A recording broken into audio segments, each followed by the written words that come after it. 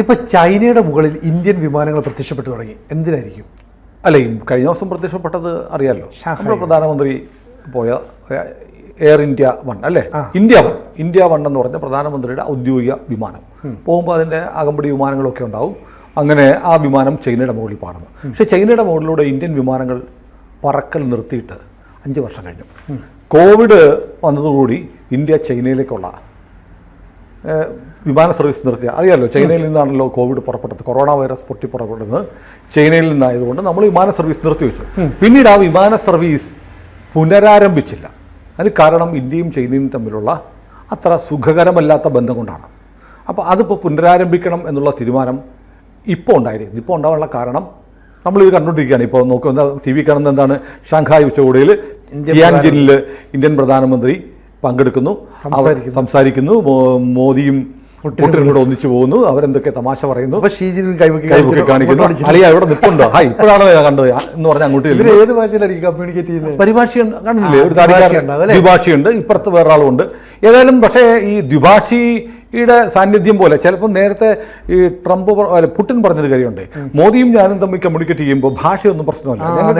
ഒരു 6-7 മാസങ്ങൾക്ക് മുമ്പ് പറഞ്ഞു ഞങ്ങൾക്ക് തമ്മിൽ മനസ്സിലാവും, ട്രാൻസ്ലേറ്റർ ഉണ്ട്, പക്ഷെ അതിൻ്റെ ആവശ്യമൊന്നുമില്ല. ഞാൻ അതുപോലെ വേറൊരു ചിത്രം കണ്ടു, അതായത് ഷീയും പെൻ ല്യുവാനും ഷീയുടെ ഭാര്യയും കൂടെ നിൽക്കുന്നു. അപ്പൊ പുടിൻ വരുന്നു, പുടിനെ ഹസ്തദാനം ചെയ്യുന്നു, ചെയ്തിട്ട് എന്തോ പറയുന്നുണ്ട്. അവർ 3 പേരേ ഉള്ളൂ. ഉടനെ ഷീ ഇങ്ങനെ തിരിഞ്ഞു നോക്കിയിട്ട് ദ്വിഭാഷിയെ വിളിക്കുന്നു, താൻ എന്താണ് കൂടെ എപ്പോഴാണ് വാടാന്ന് പറഞ്ഞത്. അവരിപ്പോൾ ജീവിച്ചിരിപ്പുണ്ടോ ദൈവത്തിനറിയാം. അത് കാരണം ആ സമയത്ത് ഇവർ തമ്മിൽ കമ്മ്യൂണിക്കേറ്റ് ചെയ്യുമ്പോൾ ദ്വിഭാഷി അവിടെ വരേണ്ടതാണ്. പക്ഷെ അയാൾ ചിലപ്പോൾ ഇവർ ഭാര്യയും ഭർത്താവും നിന്ന് സ്വീകരിക്കുമ്പോൾ ഞാൻ എന്തിനാണ് അവിടെ നിൽക്കുന്നത് എന്ന് കരുതി മാറിയാണ്. പക്ഷേ ഷീ വിളിക്കുകയാണ് ദ്വിഭാഷിയെ. ആ വീഡിയോ കണ്ടോ? അപ്പോൾ ഞാനിങ്ങനെ ആലോചിക്കുക, കൊറിയയിലാണെങ്കിൽ അവനെ അപ്പോഴേ കറി വെച്ച് കഴിഞ്ഞിട്ടുണ്ടാവും. ഷീ ആയതുകൊണ്ട് ചിലപ്പോൾ ഒരു മയമൊക്കെ ഉണ്ടാവും. ഏതായാലും ഷീ ഇങ്ങനെ ദ്വിഭാഷിയെ പാടി വിളിച്ചിട്ട് സംസാരിക്കുന്നതാണ്. അപ്പം ഇങ്ങനെ നോക്കുമ്പോൾ ഇവിടെ അങ്ങനെയല്ല, ഇതൊന്നുമില്ല. ഇവരെല്ലാം കൂടി ഇന്ന് നമ്മൾ ഈ ചായക്കട തട്ടുകട ഷൂട്ടിന്റെ ബ്രേക്കിൽ പോയി ചായ കുടിക്കുന്ന പോലെ കല്യാണ വീട്ടിലേക്ക് ഒരുമിച്ച് പോലെ ഇവരെല്ലാം നിന്ന് സംസാരിക്കുന്നു. ഇടയ്ക്ക് ദ്വിഭാഷിമാരെ കാണാം. എന്നാൽ പോലും അവർ പറയുന്നതിനപ്പുറത്ത് ഇവര് എന്തോ തമാശ പറയുന്നുണ്ട്, ചിരിക്കുന്നുണ്ട്. മോദിയാണ് ഇങ്ങനെ കാണിക്കണമെന്നായിരിക്കും പറയണേ, ആരെയാണോ. ഏതായാലും അവിടെ നിൽക്കട്ടെ. ഞാൻ പറയുന്നത്, നമ്മൾ ഈ പഹൽഗാം ഓപ്പറേഷന് ശേഷം നമ്മൾ പാകിസ്ഥാനെതിരെ ചില കടുത്ത നടപടികൾ സ്വീകരിച്ചു. അതിലൊന്ന്, നമ്മുടെ ഇന്ത്യൻ ആകാശത്തൂടെ പാകിസ്ഥാൻ്റെ വിമാനങ്ങൾ പറക്കണ്ട എന്ന് തീരുമാനിച്ചു. ഇനി എതിലെങ്കിലും പൊക്കോ, ഇന്ത്യക്ക് മുകളിലൂടെ പറക്കണ്ട. പാകിസ്ഥാൻ ഉടനെ തിരിച്ച് നമ്മുടെ വിമാനങ്ങൾ പാകിസ്ഥാൻ്റെ മുകളിലൂടെ പോകണ്ട എന്ന് തീരുമാനിച്ചു. അപ്പോൾ ഈ വിമാനം ഒരു രാജ്യത്തിൻ്റെ മുകളിലൂടെ പറക്കുന്നത് ചുമ്മാ ഒന്നുമില്ല, അനുമതി മാത്രം പോരാ, കാശ് തരണം. അപ്പോൾ ഇന്ത്യൻ വിമാനങ്ങൾ പാകിസ്ഥാൻ്റെ മുകളിലൂടെ പറക്കാതിരുന്നപ്പോൾ ഏതാണ്ട് 410 കോടി രൂപയുടെ നഷ്ടമാണ് ഈ മെയ് ജൂൺ 3 മാസം കൊണ്ട് പാകിസ്ഥാനുണ്ടായത്. അപ്പോൾ ഒരു വർഷം കൊണ്ട് എത്ര കോടി രൂപയുടെ നഷ്ടം വരുമെന്ന് ആലോചിക്കുക. അപ്പോൾ വലിയ പ്രതിസന്ധിയിലാണ് പാകിസ്ഥാൻ വിമാനങ്ങൾ. നഷ്ടം എന്ന് പറഞ്ഞാൽ പാകിസ്ഥാന് നമ്മൾ കൊടുക്കുന്ന കാശ്, ഇന്ത്യൻ വിമാനങ്ങൾ പാകിസ്ഥാൻ്റെ മുകളിലൂടെ പറക്കുന്നതിന് നമ്മൾ പാകിസ്ഥാന് കൊടുക്കുന്ന പൈസ 410 കോടി പാകിസ്ഥാന് വരുമാനം ഇല്ലാണ്ടായി. അതുകൂടാതെ പാകിസ്ഥാൻ വിമാനങ്ങൾ ഇന്ത്യയുടെ മുകളിൽ കൂടെ പറക്കാൻ പറ്റില്ല, അല്ല കറങ്ങി തിരിഞ്ഞു പോകണം ഇന്ത്യയുടെ മുകളിൽ കൂടെ പോകാതെ. അപ്പോൾ 2 രാജ്യങ്ങളിലെ വിമാനങ്ങൾക്ക് റൂട്ട് മാറ്റി 1 മണിക്കൂറും 2 മണിക്കൂറും ഒക്കെ അധികം പറക്കണം. ഫ്യൂവലിൻ്റെ നഷ്ടം, യാത്രാ സമയം, ടൈമിൻ്റെ വില കണക്കാക്കാൻ പറ്റില്ല, സമയത്തിൻ്റെ വില എത്ര മിനിറ്റിന് ഇത്ര രൂപ എന്ന് തീരുമാനിക്കാൻ പറ്റില്ല. അൺലിമിറ്റഡ് ആയിട്ടുള്ള ഡിപ്പെൻസ് ആണ് ഓരോരുത്തരുടെയും. അംബാനിയുടെ 1 മിനിറ്റിൻ്റെ വില ആയിരിക്കില്ല നമ്മുടെ 1 മിനിറ്റിൻ്റെ വില എന്ന് പറയുന്ന പോലെ അതിൽ യാത്ര ചെയ്യുന്ന ആളുകളുടെ സമയത്തിൻ്റെ വില കൂടെ കണക്കാക്കുമ്പോൾ ഭീമമായ നഷ്ടമാണുള്ളത്. പാകിസ്ഥാന് വളഞ്ഞു പോയ മാർഗ്ഗമുള്ളൂ, നമ്മളും വളഞ്ഞു പോവുകയാണ്. പക്ഷേ നമുക്ക് ഒരു എളുപ്പ വഴിയുണ്ട്. നമ്മുടെ വിമാനങ്ങൾ ചൈനയ്ക്ക് മുകളിലൂടെ പറന്നാൽ നമുക്ക്, പ്രത്യേകിച്ച് പടിഞ്ഞാറൻ രാജ്യങ്ങളിലേക്ക് പോകുമ്പോൾ, വെസ്റ്റിലേക്ക് പോകുമ്പോൾ നമുക്ക് ഒരുപാട് സമയലാഭം. ഇപ്പോൾ എയർ ഇന്ത്യ ഇപ്പോൾ ആവശ്യപ്പെട്ടിരുന്നത് ഹോട്ടാൻ എന്ന ചൈനീസ് ടെറിട്ടറിയായ ഹോട്ടാൻ എന്ന് പറയുന്ന പ്രവിശ്യയുടെ മുകളിലൂടെ പറഞ്ഞാൽ നമുക്ക് 1 മണിക്കൂർ ലാഭമുണ്ട് പാകിസ്ഥാൻ്റെ മുകളിൽ കൂടെ പോകുന്നതിനേക്കാളും. ഇപ്പോൾ അതിനുള്ള അനുമതിയായിരിക്കുന്നു ഇന്ത്യൻ യാത്രാ വിമാനങ്ങൾക്ക്, അല്ലെങ്കിൽ ഇന്ത്യൻ വിമാനങ്ങൾക്ക് ചൈനയുടെ മുകളിലൂടെ പറക്കാനുള്ള അനുമതി വന്നിരിക്കുന്നു. മാത്രമല്ല നമ്മൾ എന്ത് ചെയ്തു, ചൈനീസ് വിമാനങ്ങൾ ഇന്ത്യയിലേക്കും പറക്കുന്നതിന് കഴിഞ്ഞ 5 വർഷമായിട്ടുള്ള ഉപരോധം നമ്മൾ ഏർപ്പെടുത്തിയ, കാരണം അവിടുന്ന് കോവിഡ് ഉള്ളതുകൊണ്ട് ഇങ്ങോട്ട് വരണ്ട എന്ന് പറഞ്ഞു വെച്ചിരുന്ന വിലക്ക് നമ്മൾ ലിഫ്റ്റ് ചെയ്തു. ഇനി ചൈനീസ് വിമാനങ്ങൾ നിർബാധം ഇന്ത്യയിലേക്ക് പറക്കുകയാണ്. അപ്പോൾ എയർ ഇന്ത്യയും ഇൻഡിഗോയും ഇപ്പോൾ ഈ മോദിയും ഷീയും തമ്മിലുള്ള ഉച്ചകോടി നടക്കുന്നതിനിടയ്ക്ക് തന്നെ തീരുമാനം വന്നു കഴിഞ്ഞു. കാരണം ഇതൊക്കെ നേരത്തെ ചർച്ച ചെയ്തിട്ട് ഈ ഫൈനൽ ഒപ്പിടിയിൽ മാത്രമല്ലേ രാഷ്ട്രത്തലവന്മാർ തമ്മിൽ നടക്കുകയുള്ളൂ. തീരുമാനങ്ങളൊക്കെ നേരത്തെ എടുത്താണ്. പ്രഖ്യാപനവും സൈനിങ്ങും സിഗ്നേച്ചർ ഇടലും മാത്രമാണ് ഈ ഉച്ചകോടിയിൽ നടക്കുന്നത്. അല്ല അവിടെ ഇരുന്നിട്ടെല്ലാം ചർച്ച ചെയ്യുന്നതല്ല. അപ്പോൾ ഹുവാൻസോ, ഷാങ്ഹായ് എന്ന് പറയുന്ന 2 ചൈനീസ് പട്ടണങ്ങളിലേക്ക് ഇന്ത്യയിൽ നിന്ന് നേരിട്ട് ഫ്ലൈറ്റ് സർവീസ് ഇപ്പോൾ ആരംഭിക്കുകയാണ്. എയർ ഇന്ത്യ ആരംഭിക്കുന്നു, ഇൻഡിഗോ ആരംഭിക്കുന്നു. അപ്പോൾ നമ്മളെ സംബന്ധിച്ച് ഏറ്റവും പ്രധാനപ്പെട്ട ഒരു കാര്യം എന്ന് വെച്ചാൽ ഈ സൗഹൃദം ഊട്ടി ഉറപ്പിക്കുന്നതിൻ്റെ ഒരു പ്രധാന ഘടകമാണ് യാത്രാപാത തുറക്കുക എന്നുള്ളത്, അല്ലേ? അങ്ങോട്ടും ഇങ്ങോട്ടും പോകാൻ മാർഗ്ഗമില്ല, പിന്നെ സൗഹൃദം ഉണ്ടായിട്ട് കാര്യമില്ലല്ലോ. വലിയ കാണാൻ പോലും പറ്റാത്ത അയൽവക്കത്ത് നമ്മൾ താമസിക്കുകയാണ്, തല പൊന്തി പോലും നോക്കാൻ പറ്റാത്ത മതിൽ കെട്ടിയാൽ എന്ത് സൗഹൃദം ഉണ്ടാവുക? അപ്പോൾ നമ്മൾ പതുക്കെ ഈ മതിലുകൾ, ചൈനീസ് വൻമതിൽ എന്ന് പറയുന്ന ഫിസിക്കലി മതിലല്ല, നമ്മൾ മാനസികമായി ഉണ്ടാക്കി വെച്ചിരുന്ന ഒരു മതിൽ പതുക്കെ പൊളിക്കുകയാണ്. നമ്മുടെ വിമാനങ്ങൾ അങ്ങോട്ട് പറക്കും, ഇങ്ങോട്ട് പറക്കും, ചൈനയ്ക്കും ഇന്ത്യക്കും ഇടയിൽ. അതല്ലാതെ ഇന്ത്യൻ വിമാനങ്ങൾക്ക് ലോകത്തെവിടെയും പോകാൻ ഇനി ചൈനയുടെ മുകളിലൂടെ പറക്കാം. പാകിസ്ഥാൻ വായും പൊളിച്ച് നോക്കിയിരിക്കും. എന്നുവെച്ചാൽ ചൈനയുടെ വ്യോമാതിർത്തി നമുക്ക് തരുന്നു, ചൈനയുടെ ആകാശം നമുക്ക് തുറന്നു തരുന്നു. വലിയ മാറ്റമാണ്. കാരണം നമുക്ക് നമ്മുടെ ഈ സത്യം പറഞ്ഞാൽ നമ്മുടെ യാത്രാ സമയം, പടിഞ്ഞാറൻ രാജ്യങ്ങളിലേക്കുള്ള ഇന്ത്യൻ യാത്രികരുടെ സമയം 1 മണിക്കൂർ ലാഭിക്കും. പാകിസ്ഥാൻ്റെ മുകളിൽ കൂടി പോകുന്നതിനേക്കാളും 1 മണിക്കൂർ ലാഭിക്കാൻ പറ്റും ചൈനയുടെ ആകാശത്തോടെ നമ്മൾ പറക്കണം. അത് ഈ സ്വാതന്ത്ര്യ ലബ്ധിക്ക് ശേഷം ഇന്ത്യയും ചൈനയും തമ്മിലുണ്ടായിട്ടുള്ള ഏറ്റവും വലിയ സൗഹൃദത്തിൻ്റെ ഏറ്റവും വലിയ അടയാളമാണ്. അപ്പോൾ നോക്കൂ, നമ്മുടെ എപ്പോഴും പറയും ഇന്ത്യയുടെ ശത്രുക്കളാര്? ചൈനയും പാകിസ്ഥാനും. ഇന്ത്യയുടെ ശത്രുക്കളാര്? ചൈനയും പാകിസ്ഥാനും. ആരൊക്കെയാണ് ഇന്ത്യയുടെ ശത്രുക്കൾ? ചൈനയും പാകിസ്ഥാനും. PSC പരീക്ഷയ്ക്ക് പഠിക്കുന്ന പോലെ, അല്ലെങ്കിൽ പരീക്ഷയ്ക്ക് പഠിക്കുന്ന പോലെ കുട്ടികൾ പഠിച്ചുകൊണ്ടിരിക്കുന്നതാണ്.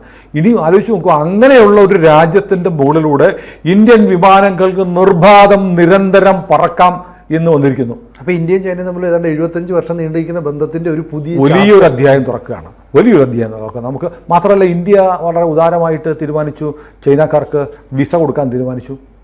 അപ്പം മഞ്ഞുരുകൽ വീണ്ടും നമ്മൾ ഈ വഴിയിലൂടെയൊക്കെ വിനോദസഞ്ചാരികളെ കാണാറുണ്ട്. ലോകത്തിൻ്റെ പല ഭാഗത്തും ചൈനക്കാരെ കാണാറുണ്ടോ?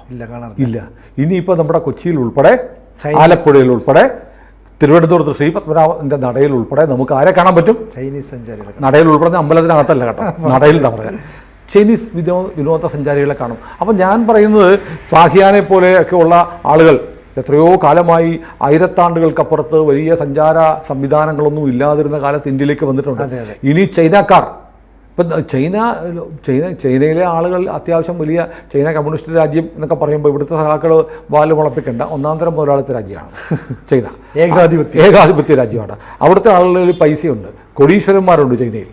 അവർ ഇന്ത്യയിലേക്ക് വരും. ഇന്ത്യയിലെ സുഖസൗകര്യങ്ങൾ, ഇന്ത്യയിലെ ലക്ഷറി, ഇന്ത്യയിലെ സീനറി, ഇന്ത്യയിലെ ലാൻഡ്സ്കേപ്പ്, ഇന്ത്യയിലെ ജലാശയങ്ങൾ, ഇതൊക്കെ അവർക്കൂടെ അനുഭവിക്കാനുള്ള, ചൈനയുടെ ഭൂപ്രകൃതിയിൽ നിന്ന് വലിയ വ്യത്യാസമുള്ള വളരെ പ്രകൃതി രമണീയമായ ഭൂപ്രദേശങ്ങൾ ഒരുപാടുള്ള സ്ഥലമാണ് ഇന്ത്യ.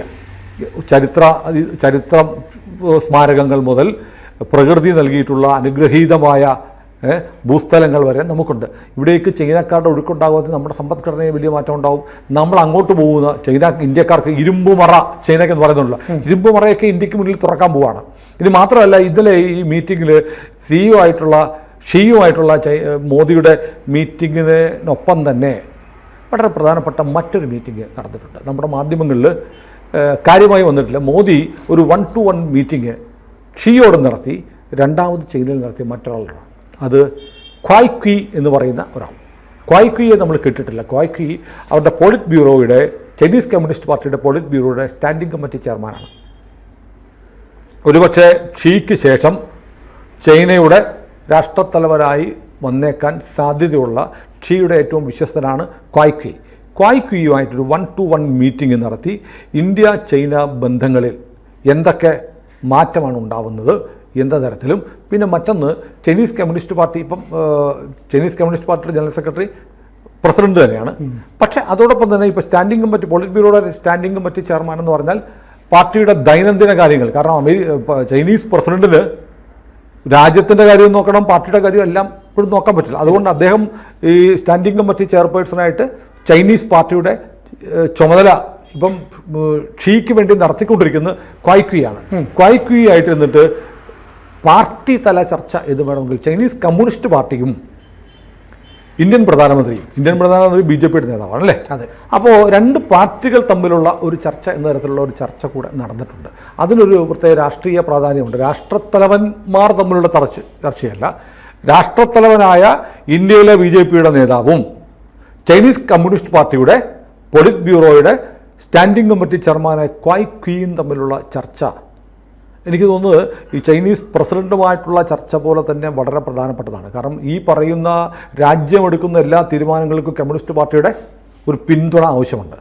അപ്പം ഈ ഒരുപക്ഷെ ഷീക്ക് ശേഷം പാർട്ടിയെ നയിക്കാൻ സാധ്യതയുള്ള ക്വായ് ക്വീയുമായിട്ടുള്ള ഒരു ചർച്ച കൂടി മോദി നടത്തിയിരിക്കുന്നു എന്ന് പറഞ്ഞാൽ ഈ ഇന്ത്യ ചൈന ബന്ധം കൂടുതൽ കേവലം ഷിയുടെ കാലത്ത് മാത്രം നിലനിൽക്കുന്നൊന്നാവില്ല. ഡെങ് സിയാവോപിങ്ങിൻ്റെ കാര്യമൊക്കെ നമ്മൾ പറഞ്ഞു. അവരൊക്കെ മാറിക്കഴിഞ്ഞ് കഴിയുമ്പോഴത്തേക്ക് പുതിയ ജനറൽ സെക്രട്ടറി, പുതിയ നേതൃത്വം വരുമ്പോഴത്തേക്ക് നിലപാടുകൾക്ക് മാറ്റം ഉണ്ടാവും. അതെ, അതുകൊണ്ട് ഈ ഷീ തന്നെ അറേഞ്ച് ചെയ്തിരിക്കുന്നതായിരിക്കാം. ഷീ സമ്മതിക്കാതെ ഈ മീറ്റിംഗ് നടക്കത്തില്ല.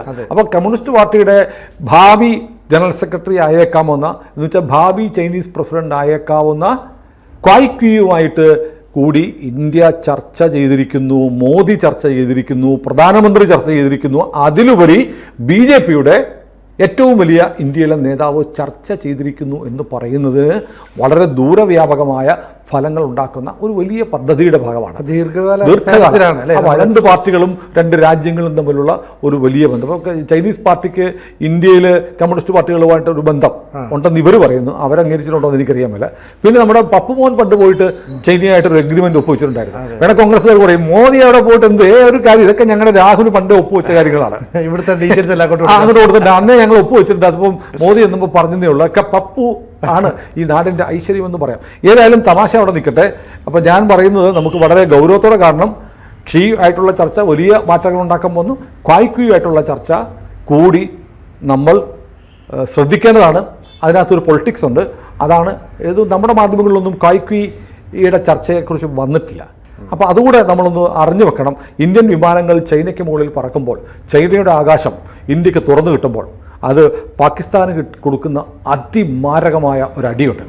കാരണം ചൈനയും പാകിസ്ഥാനും തമ്മിൽ നല്ല ബന്ധമായിരുന്നു.